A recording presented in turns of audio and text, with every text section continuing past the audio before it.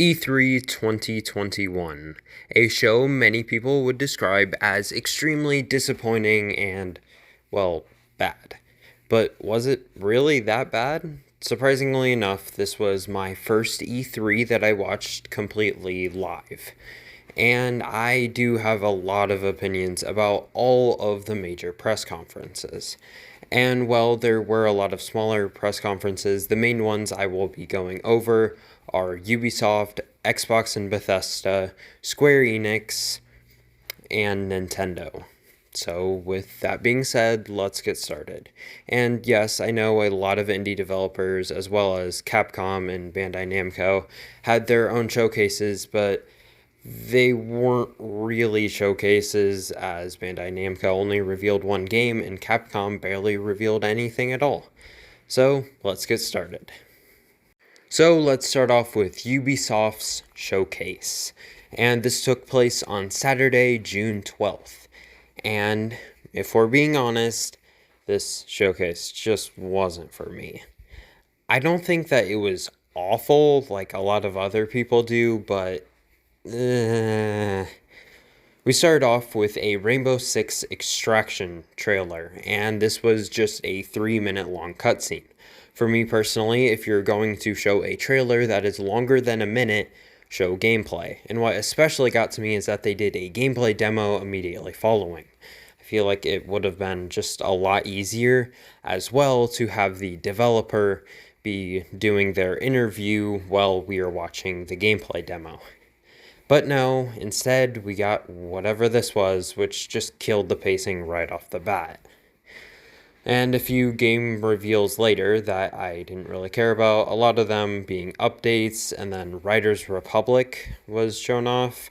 This game looked interesting, but it wasn't really something that I would basically pick up. I don't know. I hope that people enjoy it, but it just looked too crazy extreme sports for me. And well, I know that a lot of people do like stuff like that. Like I said, it's just not for me. A bunch of updates to things that are coming in the future. I know Assassin's Creed Valhalla was one of them, as well as Brawlhalla and a few other games. A trailer for Far Cry 6, and for me personally, I don't know why they are barely showing any gameplay for this game. I feel like this is the game that Ubisoft is trying to hype up more than, well, anything else, so why not show gameplay? Immediately after this, we got thrown into Mario and Rabbids Sparks of Hope. And this game, well, I wouldn't say it looked bad. Visually, this game looked amazing. But as far as it being a tactical RPG, of course, just like its predecessor, I'm not really interested. I am someone who doesn't care about tactical RPGs, so once again, they didn't get me on this one. And the last announcement was for an Avatar game. And this was probably one of the most forgettable announcements of their entire showcase, which is weird since it's their last announcement. You would think that they would have a huge announcement, but to be honest, the Rainbow Six Extraction thing looked more interesting than the Avatar. So overall, yeah, this wasn't that great. I don't think it was the worst thing out there, but Ubisoft didn't show anything that I had interest in, and that is not a good thing at all. So I'm going to give Ubisoft's press conference a 3 out of 10. The very next day, we were thrown into Microsoft's press conference, this being the Xbox and Bethesda showcase. And a lot of people were super excited about this, given that Microsoft usually has a pretty decent show, and Bethesda hasn't been doing great recently, but a few years ago, they did have a pretty decent show. So maybe combined, they could have a really, really great show. And yeah, that didn't happen.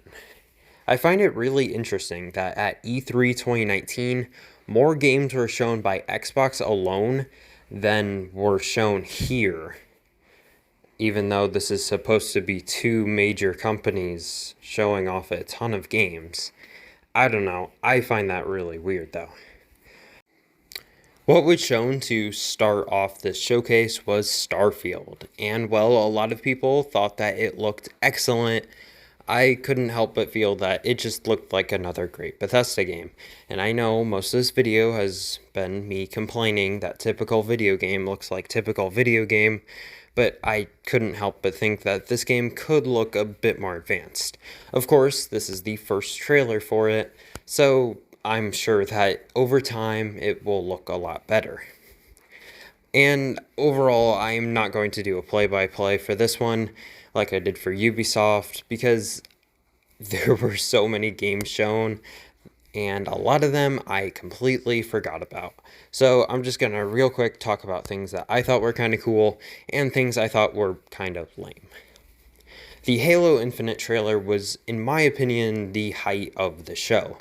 The game looked excellent, and the addition of a free multiplayer mode is really, really cool. And this has been a game that was supposed to come out last year and is now coming holiday this year, which is fine, but still I couldn't help but wonder why this game was delayed as far as it was, considering that it really felt like the game was finished here at E3. Maybe that's not how it actually was, and maybe I'm just making things up, but that's kind of the opinion that I got coming from it.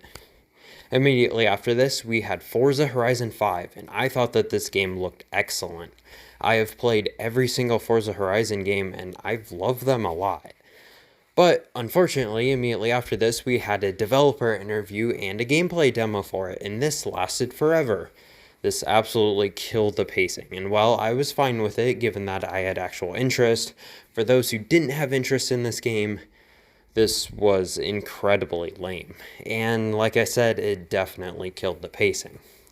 The last thing shown was a trailer for Redfall, and this was probably, in my opinion, the worst trailer shown at this showcase.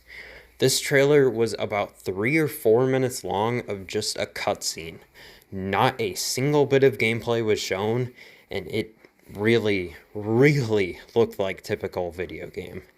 I did not care for this trailer at all, and if anything, it hurt the showcase a lot more than it helped it. I honestly think that Starfield should have been the final announcement. I'm not saying that Redfall should have been the opening announcement. I think it should have been just thrown in the middle. Just somewhere in the middle, not really sure where. But there just wasn't a lot here. Also, a lot of repeated info from Ubisoft's press conference. This happens every year, but it is a little bit annoying. Overall, I think Xbox and Bethesda could have been a lot better, but at the same time, they could have been a lot worse. I would give them the average score of 5 out of 10, but I feel like that's a bit too mean. I felt like they did a good enough job, so I'm going to give them a 6 out of 10. So E3 up to this point hasn't been very good, but Square Enix's showcase was going to be an interesting one. There wasn't really a lot of predictions going around, so for this one I just wanted to be entertained. And what they showed off confused me, but also kind of made me happy. I'm kind of back and forth on this one, if we're being honest. What was shown first was a 22-minute trailer and gameplay demo for Guardians of the Galaxy. And no, I'm not making that up. 22 minutes. That is insane. While this game looked really good and the gameplay looked really good, I have no idea why this took so long. I thought originally that this was just going to be like a 3-minute announcement trailer with gameplay and showing a few cutscenes, but no, they basically did the entire first mission, and I don't understand why they thought this was a good idea, and this also kind of hurt the pacing. Also, once again, just like with Xbox, I'm not going to be doing a play-by-play, just going to talk about things with this one. And in the case of Square Enix, yeah, there wasn't really a lot to talk about. They showed off a few mobile games. Some of them looked somewhat interesting, though I don't really plan on downloading any. And, of course, remasters of Final Fantasy 1 through 6 coming only on Steam and mobile. And I don't get this. I don't get this at all. I feel like these would probably do a lot better if they were released on consoles. But they don't. And that's massively unfortunate. And other things that were shown off included Final Fantasy Origin. And this trailer looked pretty good, as it had gameplay as well as cutscenes in it, though the repeated dialogue got kind of annoying. I mean, you can say that you want to kill Chaos all you want, but as someone who doesn't know who Chaos is, I'm just going to be confused. Final Fantasy Origin was a really great trailer, though, and that is pretty much how Square Enix was for me. Of course, they showed a few more things, but I completely forgot about them, and honestly, that probably sums up how I feel about them as well. I don't think that this showcase was awful, though it is a bit disappointing, to me at least, that the main things I cared about were just Final Fantasy. But whatever. I think Square Enix had just the definition of a whatever showcase. So with that being said, I'm going to give them a 5 out of 10. After tons of smaller showcases, Nintendo's E3 Direct finally arrived. And this Direct, in my opinion, was really good. And for this one, unlike the other ones I've mentioned, let's actually do somewhat of a play-by-play, because I found this Direct to be super exciting, and I want to express what I really liked about it, given how controversial this Direct is online. The first thing that we started off with was a Smash Fighter reveal, this being a character from the fighting game known as Tekken. Now, I have heard of Tekken before, but I've never played any of the games. I understand having Tekken representation in Smash, that's fair, and I think that the series is iconic enough, but I don't know, this is just a really basic pick, and it wasn't super exciting for me at least. I haven't been excited for a Smash reveal, in fact, since Banjo, and that is not a good sign, given that that reveal happened 2 years ago. Overall, I just feel like Smash needs to have a really big newcomer appear, and I'm not saying that all of the ones recently have been bad, it's just no one that makes me want to buy the Fighter Pass, in which I haven't even bought the second one yet. Immediately after this, we were shown a bunch of third-party stuff coming to the Nintendo Switch. This included the Life is Strange collection, as well as the new game True Colors, which was a pretty exciting announcement, to be honest. And then Super Monkey Ball, Banana Mania, as well as a few other games, including the Guardians of the Galaxy game. And quick side note about that, shown in the Direct, it was just Guardians of the Galaxy, and I specifically recalled saying, oh, it's not a cloud version, being super excited that they got it on a cartridge, or at least as a download only. And then a day later, they showed it as the cloud version, which, as you can imagine, was pretty disappointing for me at least. I'm not a big fan of the cloud versions on Nintendo Switch, but I guess it's cool that it's still coming over. And then, moving right on, we got Mario Party. A brand new Mario Party game was announced, in which it just looked like DLC for Super Mario Party, and this included a bunch of old boards that were being remade, and just kind of looked like a back to form for Mario Party, which is fine, but it didn't really look like it had any new ideas to bring to the table, which is disappointing. And I also find the spacing to be really weird, like they just had a huge update for Super Mario Party. So now let's announce a new Mario Party game. I don't know, it's kind of scummy to me at least, especially considering that this game is $60. Almost immediately after this, we got a trailer for Metroid 5? What? This was probably the most out of left field announcement of all of E3, and this was a super exciting one. The last original 2D Metroid came out in 2002. That is really hard to believe. And I'm not the biggest fan of Metroid Fusion, but I've liked almost every other 2D Metroid that I've played. Metroid Zero Mission on the Game Boy Advance is really fun, and Super Metroid on the Super Nintendo is one of the greatest games ever made. So to have this announced was just so crazy, and especially that it was just an out of left field announcement. The game looks excellent, and it's especially exciting that it's coming this year. More third party stuff followed this, things like Just Dance 2022, as well as a new cruising game that actually looks like a lot of fun.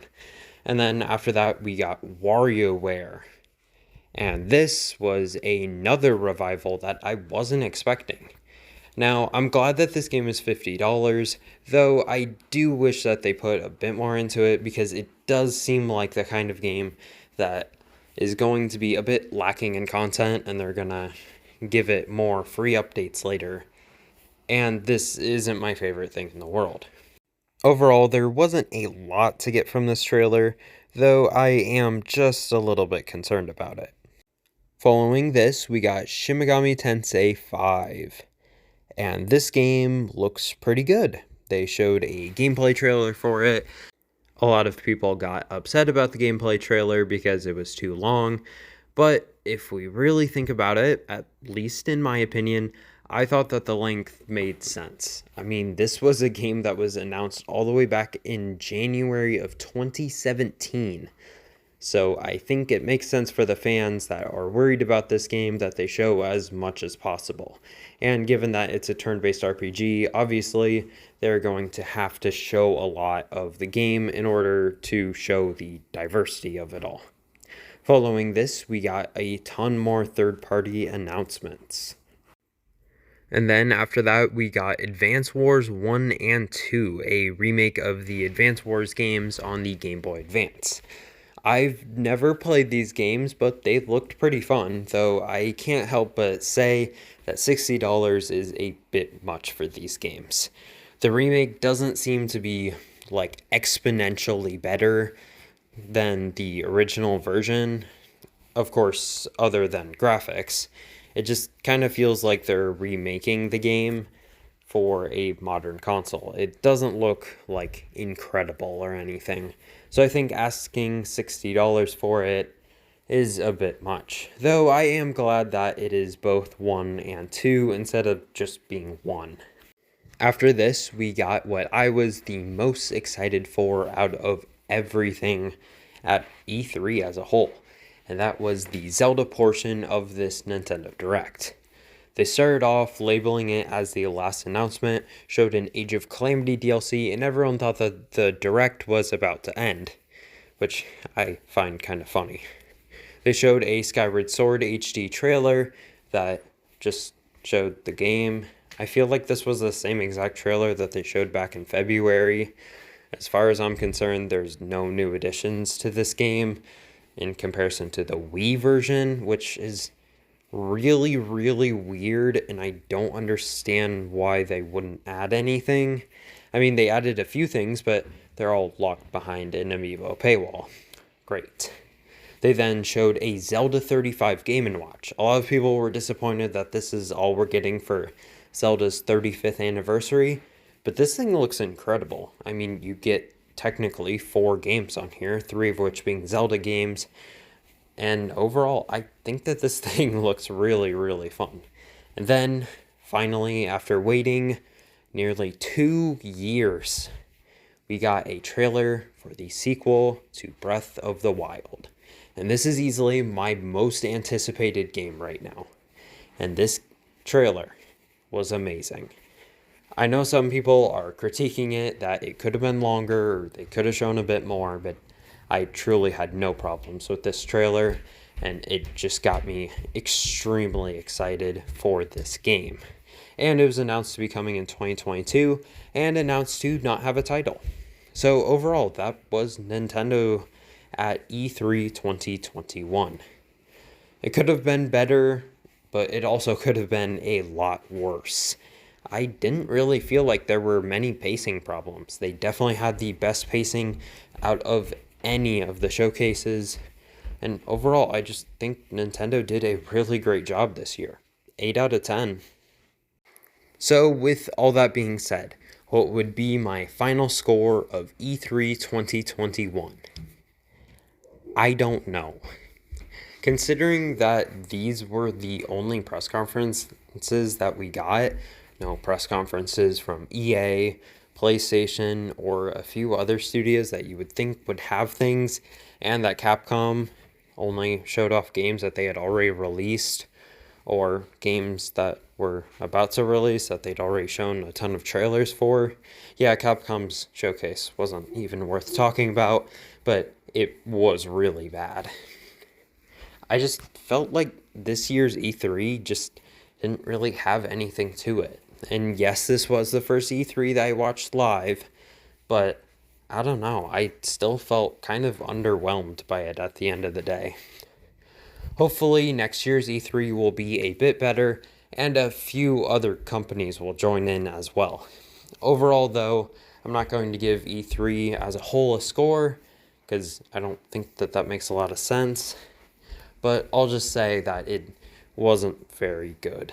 And you can improvise your own score if you want, but just in general, I'm hoping that next year's E3 is at least a little bit better than this one was. Nintendo was great, but everyone else was just mediocre or bad. But without further ado, thank you all so much for watching, and I will see everyone in the next video or possibly live stream. Bye, guys.